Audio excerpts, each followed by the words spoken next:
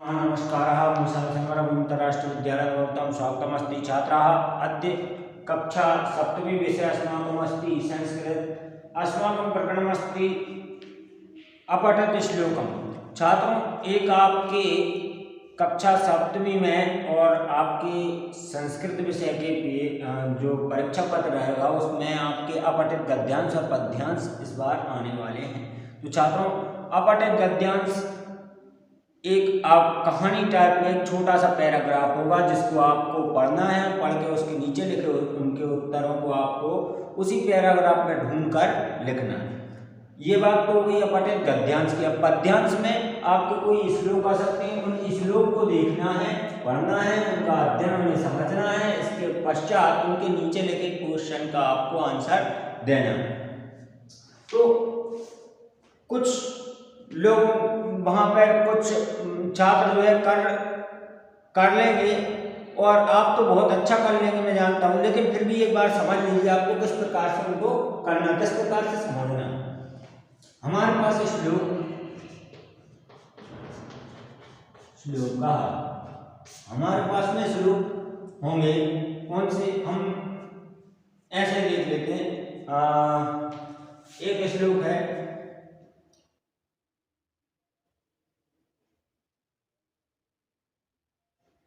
माता शत्रु पिता वैरी। माता शत्रु पिता वैरी येन बालो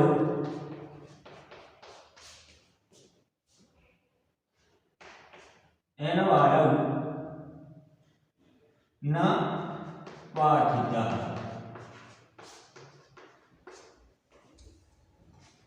न शोभते सभा मध्ये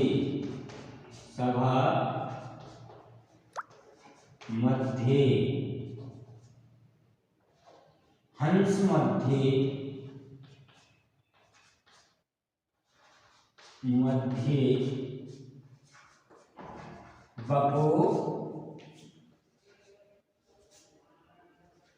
बको किया था।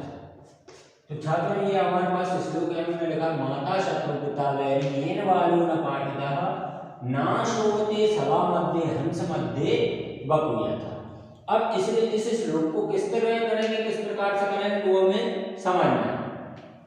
माता शत्रु, इसका कहने का तात्पर्य क्या, पहले हम इसको संस्कृत में समझेंगे, फिर हम इसको हिंदी में इसका अर्थ निकालेंगे। तो क्या कह रहा है श्लोक, माता शत्रु मतलब माता मतलब अपनी माँ, शत्रु मतलब दुश्मन, पिता शत्रु पिता वैरी, पिता का मतलब यहाँ पर वैरी का मतलब भी जो है शत्रु ही है।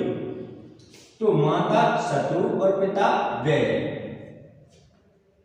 माँ शत्रु और पिता वैरी दुश्मन के समान है। येन बालो न पाठिता। आप कहेंगे आचार्य जी ऐसा क्यों कह रहे हैं कि ये जो है माता को शत्रु कह रहे हैं, पिता को वैरी कह रहे हैं, ये श्लोक में क्या कह रहे हैं? तो पूरा श्लोक आप समझेंगे, आप समझ जाएंगे कि हाँ हम सही कह रहे हैं। देखिए, माता शत्रु पिता वैरी येन बालो न पाठिता, येन बालो न पाठिता। तो इसका तात्पर्य क्या है कि जो अपने बच्चों को एन वाला न पाठता, जो अपने बच्चों को पढ़ाते लिखाते नहीं है, वे माता शत्रु के समान और वो पिता वैरी के समान। अर्थ आपको स्पष्ट हो गया। ऐसे माता पिता जो अपने बच्चों को पढ़ाते लिखाते नहीं है, वे नीति में क्या कहते हैं, शत्रु और वैरी के समान है। ऐसे माता पिता जो अपने बच्चों को पढ़ाते लिखाते नहीं है।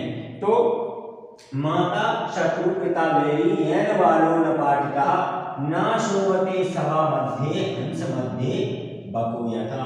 न शोभते, कुत्र न शोभते, सभा मध्ये, सभा के बीच में वे शोभायमान, शोभते मतलब शोभायमान नहीं होते, जिस प्रकार हंस मध्ये हंसों के बीच में बगुला शोभा नहीं देता। होते दोनों सफेद हैं, लेकिन अलग ही हमें समझ में आ जाता है हाँ ये हंस है और ये बगुला है। उसी प्रकार से जब कोई मतलब शिक्षित छात्र होते हैं, शिक्षित व्यक्ति होते हैं, तो वो अलग समझ में आते हैं, और जो जिन्होंने कभी अध्ययन नहीं किया, जिन्होंने कभी विद्या को अर्जित नहीं किया, जो कि विद्या से वंचित रह रहे हैं, वो मनुष्य या वो बालक या वो व्यक्ति आपको अलग दिखेंगे। चाहे बीच सभा भी चल रही हो, अगर बीच सभा में विद्वान जन और जो है विद्यार्थी है ना, विद्या अध्ययन करने वाले या विद्या को अर्जित कर चुके हैं ऐसे व्यक्ति, और जिन्होंने कभी विद्या की ओर गए नहीं हैं और विद्या का अध्ययन नहीं किया, और जो विद्या से वंचित रहे, ऐसे व्यक्ति आपको बीच सभा में आप उनको अलग अलग कर सकते हैं। जिस प्रकार से हंस और बगुला अलग अलग समझ में आ जाते हैं। ठीक है, तो इनका अर्थ आपको स्पष्ट हो गया। अब इनमें से मान लीजिए क्वेश्चन आते हैं। प्रश्न नंबर 1, कहा माता शत्रु कहा पिता बैरी।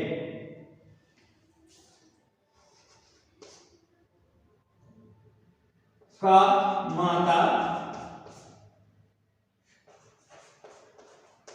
शत्रु, का माता शत्रु,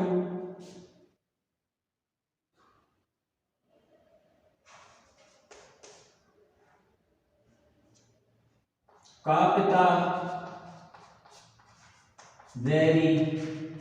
यहां पे क्वेश्चन मार्क आता है। कौन माता शत्रु है, कौन पिता वैरी है, तो आपको उत्तर लिखना। कौन सा उत्तर लिखेंगे?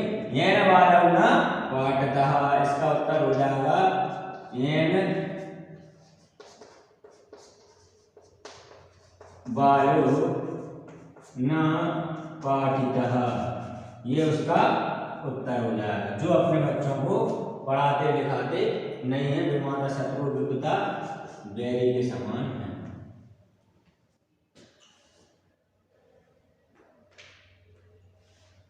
हंस मध्ये कहा न शोभते।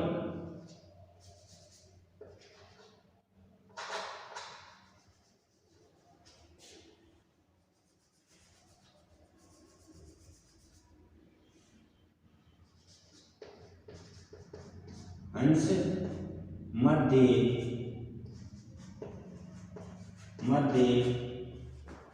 कहा न शोभते। उत्तर हो जाएगा इसका बका। हंस मध्ये कहा न शोभते, हंस मध्ये बका न शोभते। ठीक है,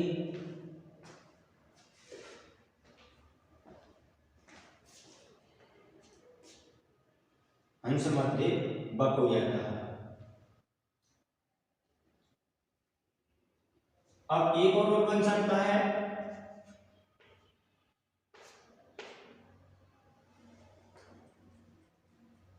विद्याहीना कथम न शोभते। विद्याहीना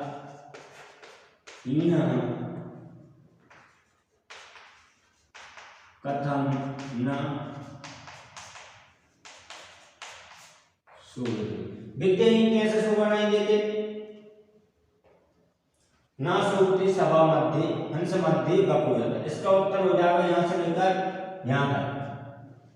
ना शोभते सभा मध्ये, हंस मध्ये बक हो जाता है।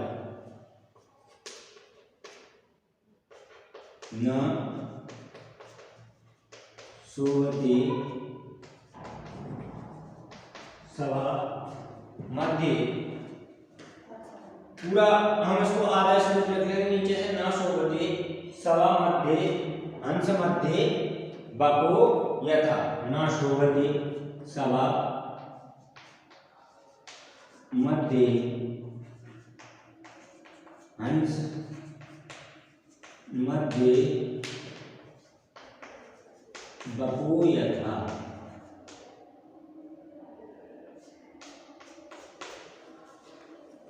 तो तो इसका उत्तर ये हो गया। इसी प्रकार से आपको उत्तर देना। पहले आपको प्रश्न समझना है, विद्याहीन कथम न सोते, विद्याहीन कैसे शोभा नहीं देते।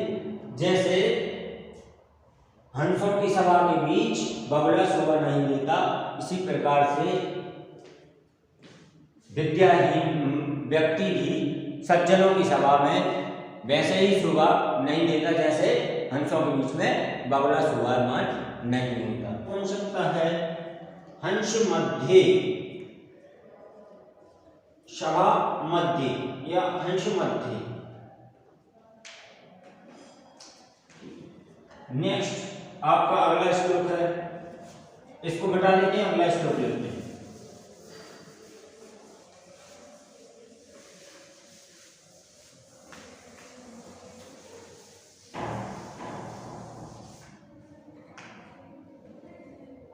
नेक्स्ट अगला श्लोक लिखते हैं,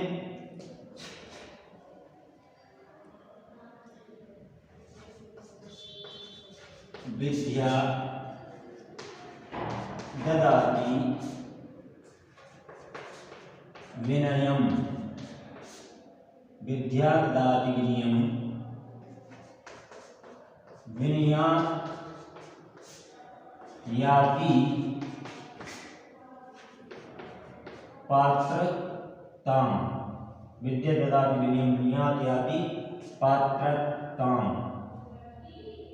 पात्रताम, विद्या ददाति विनयम विनयात् याति पात्रताम। पात्रत्वात्, पात्रत्वात् धनमाप्नोति, धनमाप्नोति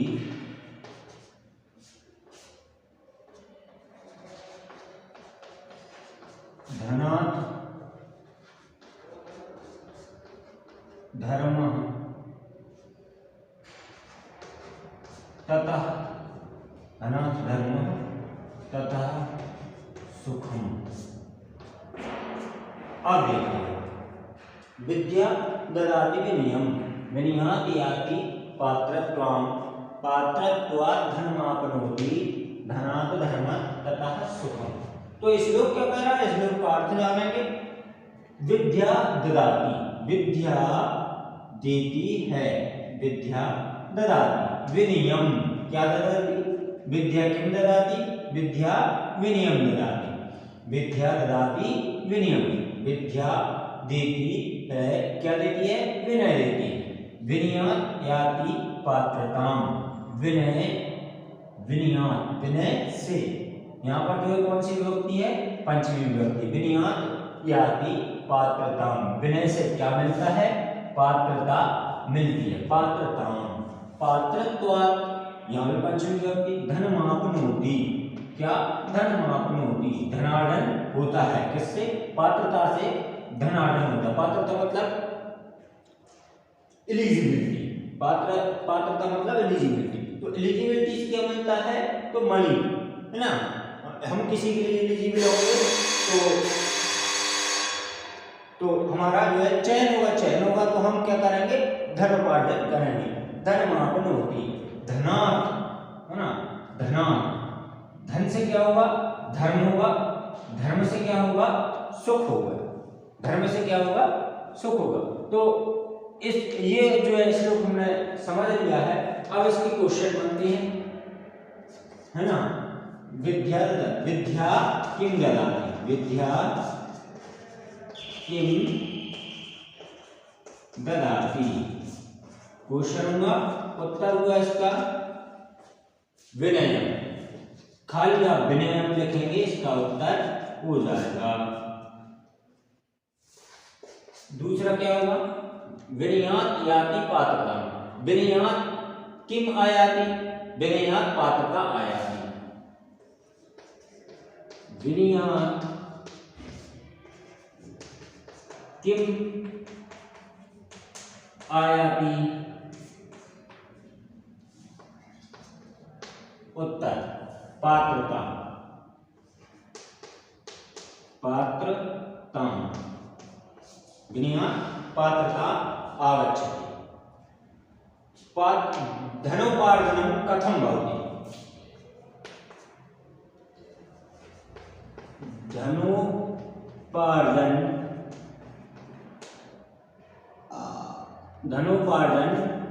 कथम भवति। धन का उपार्जन कैसे होता है? पात्रता से। कहां से होता है? पात्रता से होता है। 2 उत्तर 3 हो गए इसके। चौथा है फोर्थ वन,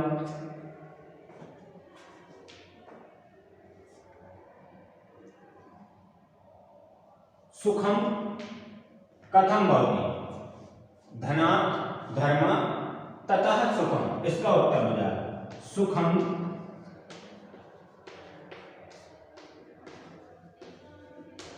कथम भवति। तो इसमें हम ये श्लोकांश लिख देंगे। उत्तर क्या है श्लोकांश? धनात् धर्म तथा सुखम। धनात् धर्म तथा सुखम। धन से धर्म और धर्म से सुख प्राप्त होता है। 5वां है विनयात्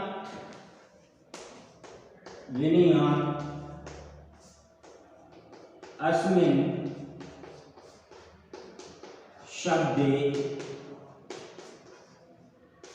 का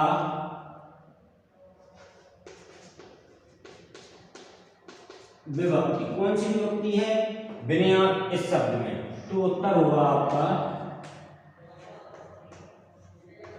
पंचमी प्रथम पुरुष, पंचमी विभक्ति होगी। ठीक है छात्रों, तो आज आपने ये श्लोक अर्थ समझे, अपठित पद्यांश के आपने पद्य समझे और उनके आपने आंसर देखे। इसी प्रकार से आपको समझ के और पढ़कर आपकी परीक्षा पत्र को हल करना है और आप अध्ययन करते रहिए। ठीक है छात्रों, फिर मिलेंगे। धन्यवाद।